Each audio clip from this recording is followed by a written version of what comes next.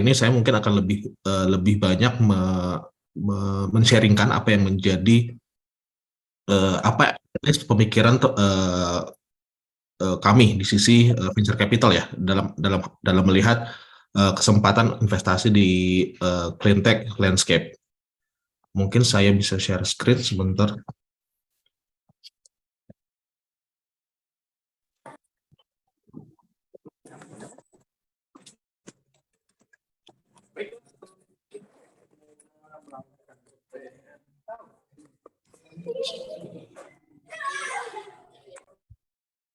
Oke, jadi perkenalkan sekali lagi, saya Frans Asiholan. Saya merupakan venture program manager dari MDI Ventures. MDI Ventures itu sendiri adalah corporate venture capital dari Telkom Indonesia, telco company BUMN di Indonesia, dan memang mandat kenapa MDI pada akhirnya didirikan adalah mencari teknologi baru yang bisa enrich Telkom Group bisnis, dan akhirnya memang mencari revenue stream baru sih, apa yang bisa kita jual on top of mobile data ya, kalau core bisnisnya Telkom gitu. Mungkin saya bisa sharing sedikit terkait investasi di sektor clean tech. Ini sedikit penjelasan terkait tren investasi secara global. Memang kita menyebut periode ini tech winter gitu ya, ketika memang banyak situasi geopolitik dan ekonomik yang terjadi secara global, sehingga akhirnya memang ketika ekonomi turun,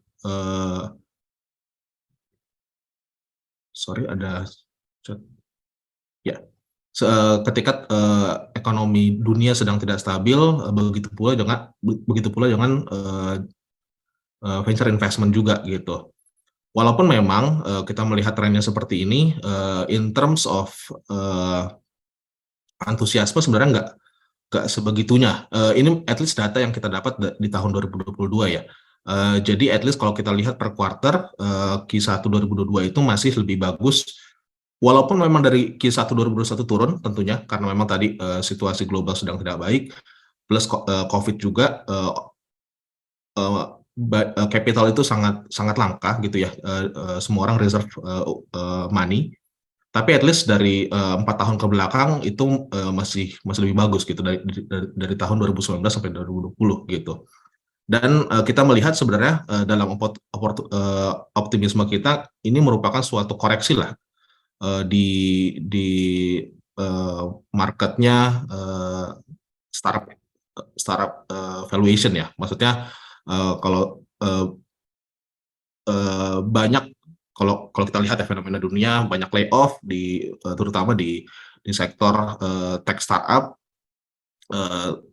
resulting dari years of bubble ya yang terjadi, valuasi sangat tinggi, multiples juga sangat tinggi, karena memang business practice yang kurang baik juga ya di kalangan tech startup secara global gitu ya, yang hanya mementingkan growth without sustainable profitability, sehingga akhirnya memang seperti itu gitu. Tapi memang kita lihat ini koreksi yang baik, harga akan menjadi lebih wajar ya, kita harapkan. Kalau misalnya memang sebelumnya sangat founder driven banget, karena tadi ya bargaining power founder itu sangat tinggi, deal itu sangat tinggi, kita melihat at least 2022 ke depan akan lebih favorable untuk investor karena koreksi tadi gitu. Dan sebenarnya dari sisi besaran size per dealnya tetap tinggi gitu ya. Kalau kita lihat dari tahun ke tahun, belum ada penurunan yang signifikan lah, walaupun tadi ada declining in the trends, tapi dari sisi deal size-nya masih tinggi. Memang dengan koreksi tadi kita memprediksikan akan ada penurunan deal size di ukuran later stage dan growth stage, karena tadi ya bubble tadi yang pecah. Tapi memang itu sebenarnya kita melihat at some point jadi tren yang bagus juga gitu ya, untuk pada akhirnya tech company itu lebih mindful juga untuk menggunakan cash reserve mereka gitu, nggak bisa mindsetnya itu terus-terusan fundraising, even ketika sudah series F, series G gitu ya, later stage menuju IPO itu mereka masih berharap ada investasi atau funding yang besar dari sisi investor gitu. Dan kita lihat minat di investasi di energi juga masih tinggi gitu ya. Walaupun memang kalau dari sisi global venture funding yang paling besar masih si software gitu ya, pure software, tech investment, commercial product, healthcare, tapi juga memang kita melihat energi sendiri merupakan kategori yang steadily growing lah gitu. Dan dari sisi ini mungkin mirip narasinya sama yang tadi, bahwa ketika median deal size-nya itu besar, sebenarnya dari sisi jumlah fund, nilai fund-nya juga makin besar gitu ya. Kita lihat sebenarnya yang pertumbuhannya paling besar justru fund-fund yang memang size-nya itu 500 juta sampai $1 billion ke atas. Memang indicating bahwa sebenarnya semakin banyak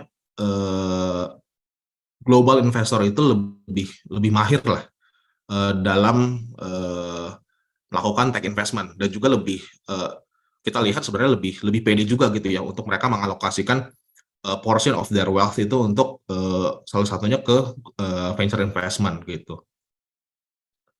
Lalu mungkin ini juga sesuatu yang teman-teman juga udah tahu gitu ya, kita ada target net zero 2050, yang mana memang pada akhirnya menciptakan fokus yang besar ke situ gitu ya. Dari sisi estimasi capex memang besar, tapi stimulus COVID sebenarnya juga besar, dan dunia berhasil mengerjakan itu gitu ya. Kenapa enggak juga dengan target net zero 2050 gitu. Dan kedepannya memang karena memang ada target ini, banyak fokus juga investment terjadi ke electric vehicle, yang akhirnya memang berujung pada permintaan yang besar untuk material-material yang required di electric car instead of the conventional car gitu, seperti ya copper, lithium, cobalt gitu. Dan memang kalau dari sisi deal secara global gitu ya, kita melihat di tahun 2022 ini cangan electric vehicle EV-nya China juga berhasil closing considerable amount of fundraising gitu ya, di series B-nya aja di $700 juta gitu. Dan dia bilang dia on track untuk go public di 2025. Sehingga akhirnya memang dari sini kita melihat bahwa global direction itu memang sudah sesuai dengan target net zero 2050, alokasi kapital juga banyak ke sini, dan ini dari sisi corporate venture capital ya, karena memang kan tadi MD Venture itu sendiri adalah venture capital under Telkom Indonesia. Kita melihat sebenarnya trennya juga naik gitu. Partisipasi corporate venture capital di kalangan venture investment terus tumbuh. Walaupun memang kita melihat di sini menariknya, walaupun tadi dengan segala situasi geopolitik dunia yang sedang tidak baik gitu ya, market juga sedang tidak baik. Kalau memang tadi pure venture investment mungkin agak terganggu gitu ya, karena memang orang-orang meng-keep uang mereka. Kalau dari sisi corporate venture capital memang agak berbeda, karena biasanya budget yang diallocate untuk venture investment itu adalah budget R&D-nya. Jadi memang justru dari sisi corporate masih justru sangat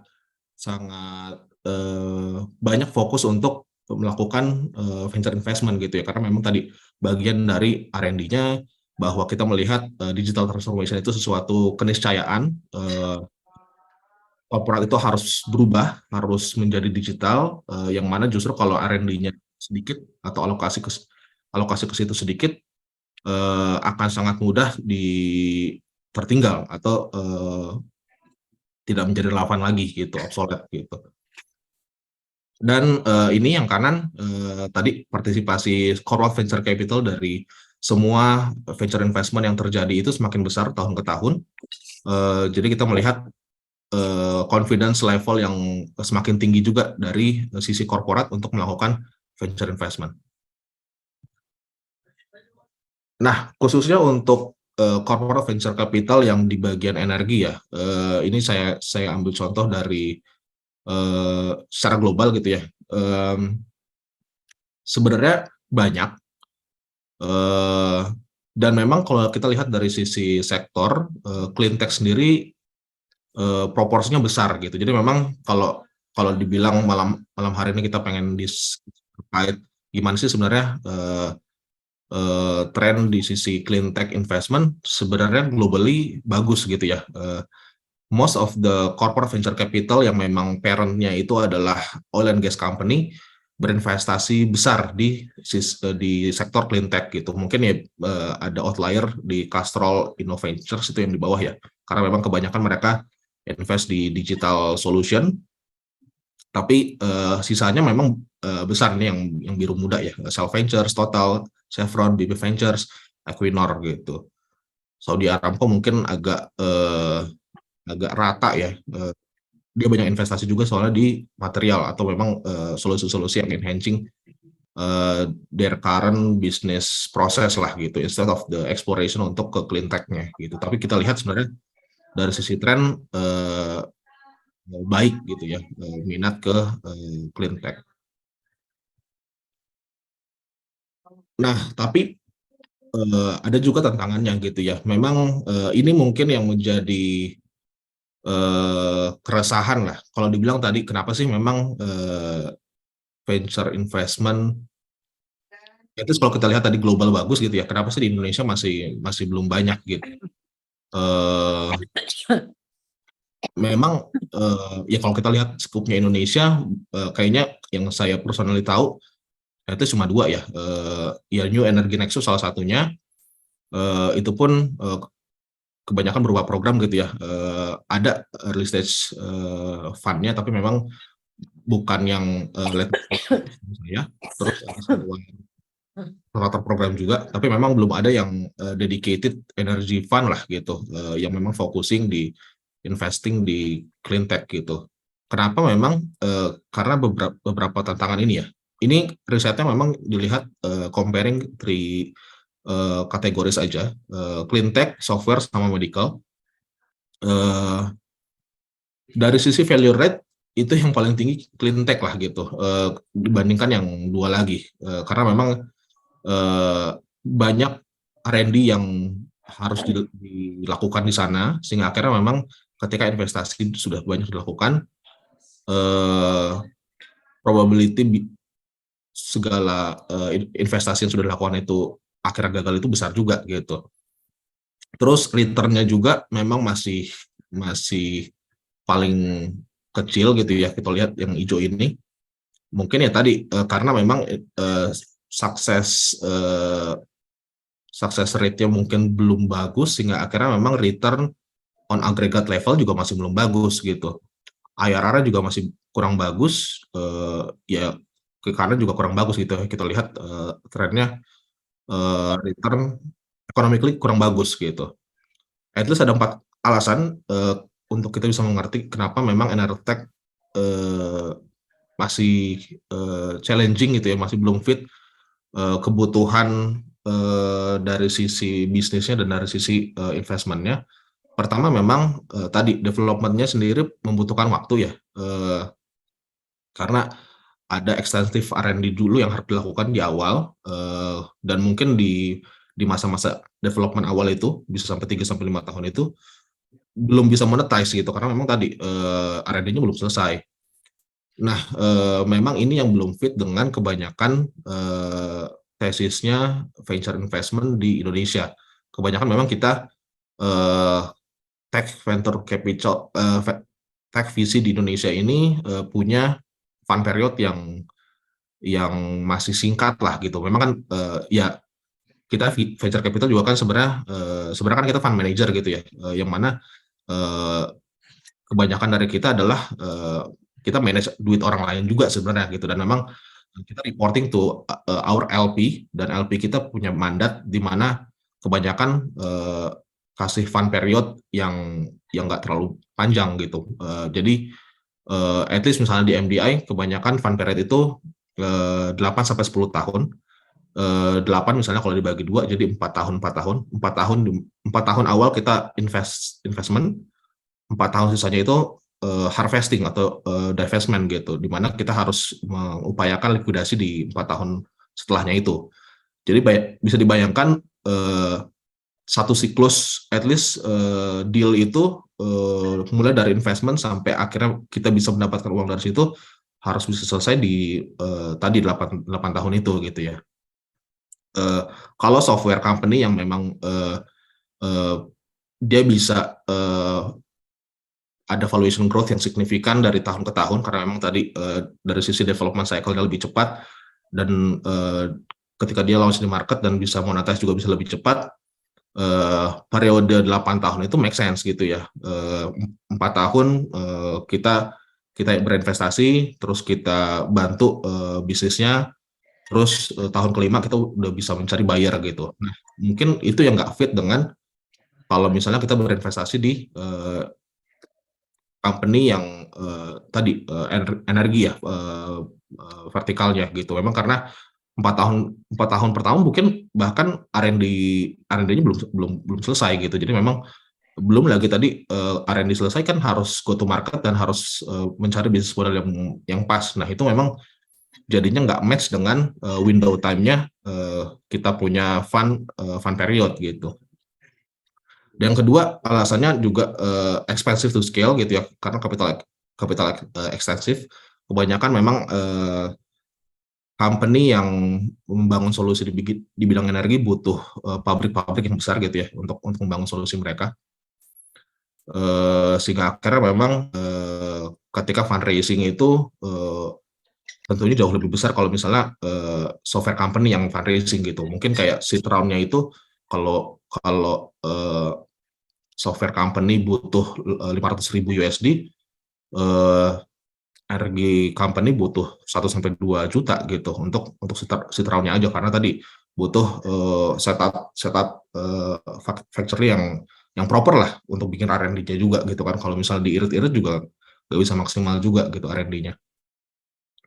Terus yang ketiga, banyak komoditas energi itu high competition tapi low margin gitu. Sehingga akhirnya memang mungkin dari sisi marketnya besar gitu ya, tapi tadi karena low marginnya itu nggak banyak yang bisa dilakukan dari sisi reinvesting the margin into R&D, sehingga akhirnya memang limiting the inorganic activities yang bisa dilakukan oleh energi company tersebut gitu. Dan yang keempat, belum banyak incumbent companies yang akhirnya memang willing untuk acquire startup. Jadi memang kan kebanyakan ekosistem startup investment berkembang ketika makin banyak juga startup-startup yang akhirnya menjadi membesar dan akhirnya menjadi acquiring other startup yang kecil-kecil gitu ya. Sehingga akhirnya ketika mereka dulu yang fundraising, sekarang mereka yang jadi buyer. Startup-startup yang kecil itu akhirnya bisa mendapatkan exit dari akuisisi startup-startup yang sekarang udah menjadi korporat besar. Itu trennya. Ya seperti kalau kita lihat unicorn Indonesia, Gojek atau Grab, akhirnya kan memang banyak yang tidak lagi melakukan R&D in-house, tapi memang jatuhnya akuisisi startup lain gitu, yang membuat memang secara holistik marketnya tumbuh. Nah, memang tadi karena memang kalau untuk cleantech company-nya belum banyak, yang besar gitu ya memang, jadi sehingga akhirnya fenomena seperti itu belum belum muncul lah di landscape, clean tech gitu.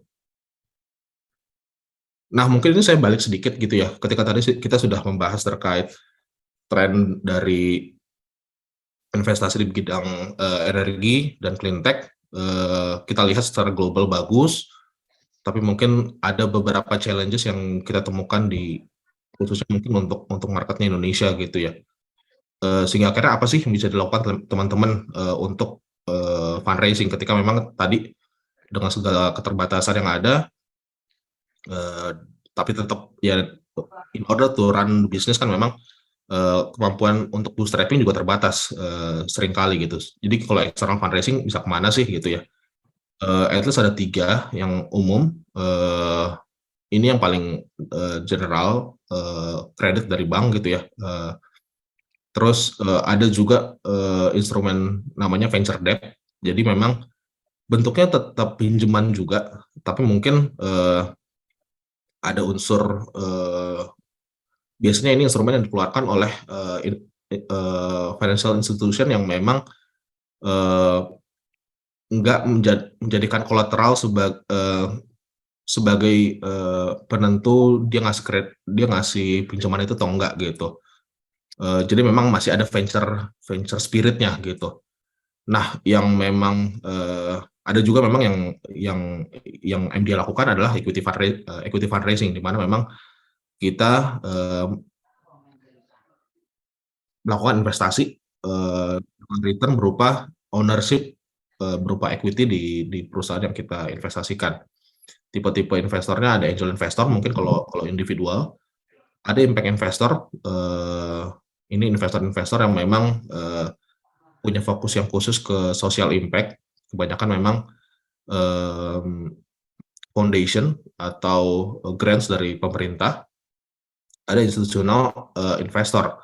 Ini, venture capital dan juga private equity.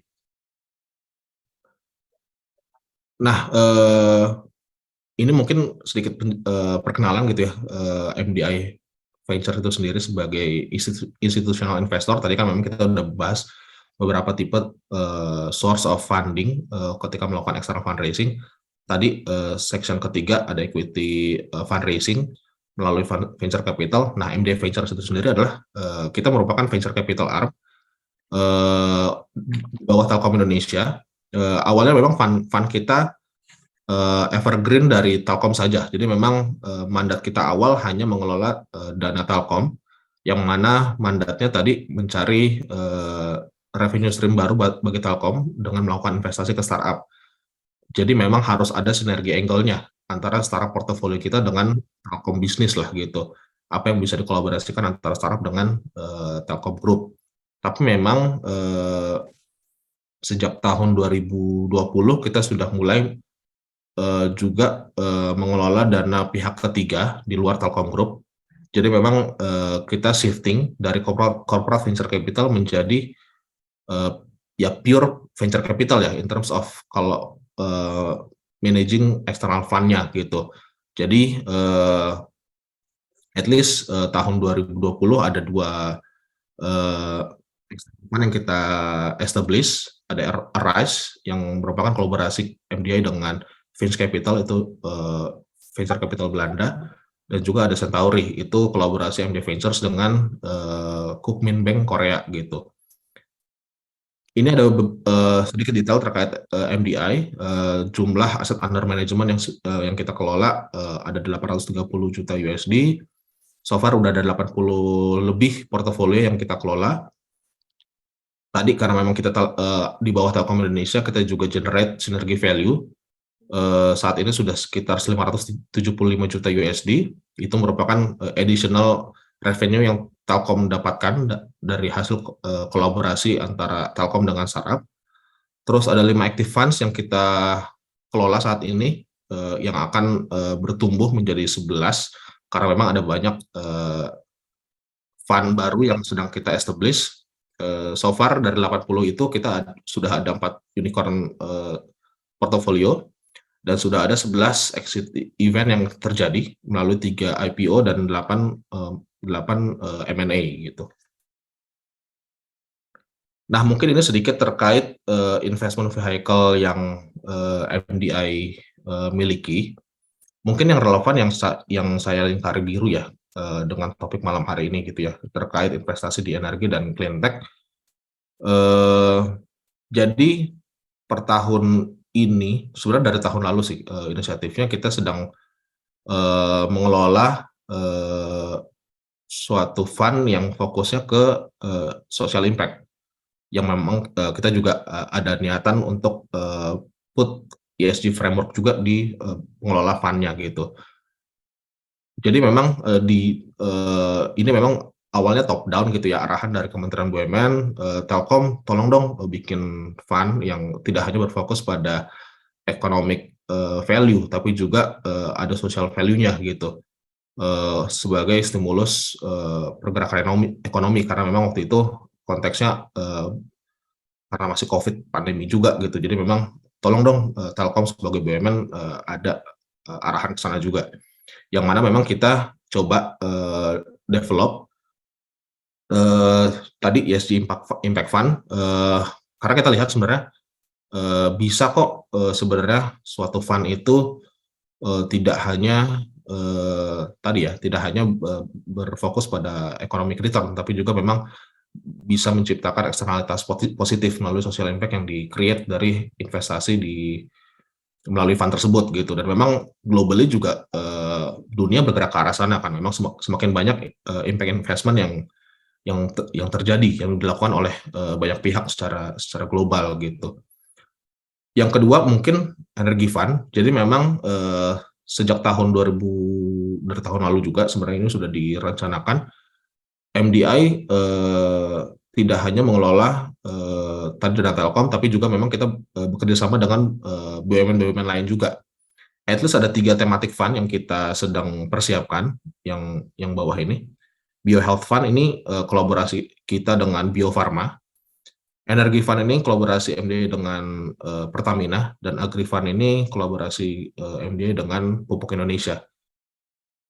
Jadi, sesuai dengan namanya gitu ya, jadi fund ini akan sangat, berfokus pada sektor sektor vertikal tersebut, yang mana nanti, fokusnya adalah, sinergi juga sih, eventually, antara startup yang diinvestasikan dari portofolio tersebut dengan anchor investornya gitu. Tadi, BioHealth dengan Bio Farma, Energi Fund dengan Pertamina, dan Agri Fund dengan Pupuk Indonesia. Sehingga akhirnya memang khususnya untuk Energi Fund, jadi nanti, kita akan mencari startup-startup yang memang, punya, sinergi angle, dengan Pertamina,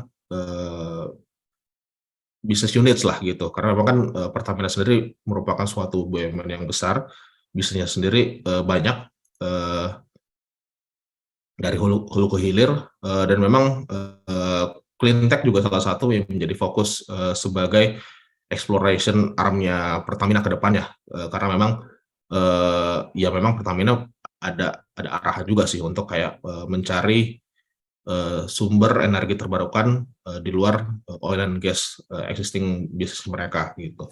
Jadi, moving forward MDI walaupun tadi, by riset kita belum ada, so far portofolio yang memang fokusnya di clean tech atau energi, karena memang previous fund kita selama ini, masih telco, related banget karena memang tadi, kita masih terkungkung oleh, mandat dari parent company kita Telkom Group, which is berarti sinerginya harus dengan Telkom, dan Telkom tidak ada, so far tidak ada bisnis di bidang energi gitu ya. Tapi memang moving forward, at least kita punya 2 vehicle yang bisa kita, eee, jadikan, vehicle untuk melakukan investasi di bidang energi, atau clean tech gitu. Tadi ESG Impact Fund kalau memang, bisa kita lihat clean tech itu adalah sesuatu yang, membawa social impact, bagi, lingkungan di sekitarnya, atau energi fund. Kalau misalnya kita lihat dari sisi akan ada sinergi yang terbentuk dari startup dengan, ya Pertamina Group sebagai, anchor LP dari fund tersebut gitu. Mas, Ya. ini 5 menit lagi ya. Oke, oke, Ya. ini,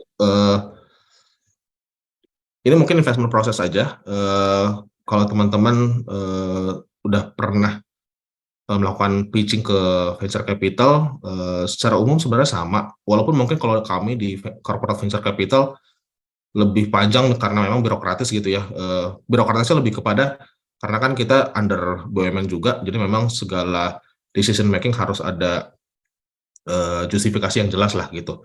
Dari mulai deal sourcing kita ketemu startup, kita strateginya bisa inbound, outbound, terus kita melakukan due diligence, kita akan, meng-consider berbagai aspek dari startup tersebut, mulai dari produknya, marketnya, traction, financial, timnya seperti apa, terus valuasinya apakah dia murah atau mahal saat itu ketika fundraising gitu ya. Ketika due diligence-nya sudah dilakukan dan memang, eee, kita sudah pede eee, dengan startup tersebut, kita, approval proses ke IC kita. Jadi memang setiap venture capital itu ada namanya investment committee, yang mana, menjadi penentu atas, setiap investment decision yang dilakukan gitu. Ketika sudah, approve, baru kita negosiasi lagi term sheet dengan startup-nya, apakah, selama fundraising ini, bagaimana sih term investment yang akan kita sepakati gitu ya. Eee, Mulai dari sisi, jenis, shareholding status yang akan investor tersebut dapatkan, berapa sih, hak-hak yang akan didapatkan investor tersebut gitu ya. Ketika term sheet, sudah, disepakati, kita lanjut ke investment agreement. Terus, sisanya sih closing gitu ya, kita akan, lihat, eee, finance, legal, tax, DD, dari sisi, legalitas startup tersebut dan juga, berakhir ke, transfer money-nya gitu. Jadi memang, secara total bisa 2 sampai 4 bulan untuk suatu siklus, investment proses, bisa lebih singkat kalau memang, dari sisi startup juga kooperatif, menyediakan data-data yang kita butuhkan untuk melakukan, investment, justification ini gitu. Terus ini, due diligence, mungkin ini sedikit aja, apa sih yang kita lihat ketika kita sedang assess, suatu tech company. Pertama dari sisi produk, business solution, kenapa sih itu menjadi suatu hal yang matters gitu ya di market gitu. Apa sih yang company tersebut sedang, coba solve, dan apakah memang masalah yang mereka coba solve itu cukup cukup besar atau cukup cukup urgent untuk diselesaikan dengan solusi tersebut gitu. Dan, marketnya kira-kira besar nggak sih atau niche gitu ya, maksudnya, sebenarnya, nggak terlalu besar dan mungkin dari sisi, market readiness di konteks Indonesia belum belum belum belum ready ke situ gitu. Yang kedua terkait tim, apakah, mereka merupakan orang-orang yang tepat, untuk running that particular business, apakah dari sisi background-nya oke, educational, maupun, secara, pengalamannya gitu ya. Terus apa sih bedanya mereka secara on individual level dengan tim-tim lain yang juga mungkin akan melakukan hal yang serupa dengan mereka gitu. Yang ketiga terkait momentum, apakah saat ini, on this particular moment merupakan, saat yang tepat untuk, men-support bisnis tersebut gitu ya. Tadi, apakah memang market-nya ready untuk, adopsi solution tersebut, within the market, eee, gimana sih trennya saat ini gitu. Dan yang keempat mungkin jarang dipikirkan dari sisi startup ya, eee, again venture, capital firm itu sendiri merupakan kita juga bisnis gitu ya. Jadi memang sebenarnya, cocok-cocokan sih, karena memang tadi, we have to make money from our investment. Jadi, tentunya dari sisi venture capital, memikirkan exit skenario-nya, kira-kira gimana sih nanti pada akhirnya, karena tadi kita punya window, fund period yang terbatas juga, kita bukan tipe investor yang akan invest terus selama-lamanya perusahaan tersebut, beroperasi kita akan terus support di situ, enggak, karena memang tadi, at the end of the day kita perlu liquidate investment kita karena memang ada income yang diekspektasikan oleh, LP kita atau investor kita untuk mereka terima. Jadi memang, at least, setelah tahun keempat, tahun kelima kita akan, mencari, liquidation event dari investment kita gitu. Ketika memang, 4 ini sudah oke, Plus juga kita akan memikirkan kita sebagai investor bisa value add apa sih? Kita beneran ngerti atau enggak marketnya? Jangan sampai juga kita hanya melakukan investasi tapi kita sebenarnya kita nggak ngerti atau kita nggak bisa ngasih value add ke company yang kita invest juga kan jadi tidak optimal lah gitu. Ketika faktor itu semua sudah oke, barulah kita melakukan investasi ke startup tersebut gitu. Dan ini mungkin sedikit aja terkait tren investment. Ya setelah tech winter ini ya memang kita melihat nggak bisa hanya milih salah satu ya, profit doang gitu ya. Tidak ada growth-nya atau ya growth at all cost tapi memang tidak ada profitability-nya gitu. Karena memang kita melihat itu harus berjalan beriringan tergantung dengan staging dari company tersebut. Profit dibutuhkan untuk financial survival dari perusahaan tersebut, tapi growth juga butuh untuk sustainability dari profit tersebut karena memang eventually market dan kompetitor akan terus ada sehingga karena memang kita butuh suatu ya growth hacking strategi lah untuk akhirnya memang winning the market gitu. Jadi memang dua-duanya penting sih. Mungkin itu aja karena keterbatasan waktu juga saya selesaikan materi kita. Mungkin nanti kita bisa diskusi lebih panjang di sesi tanya jawab ya. Tapi mungkin setelah ini ada sesi pitching dulu ya, kalau nggak salah. Iya.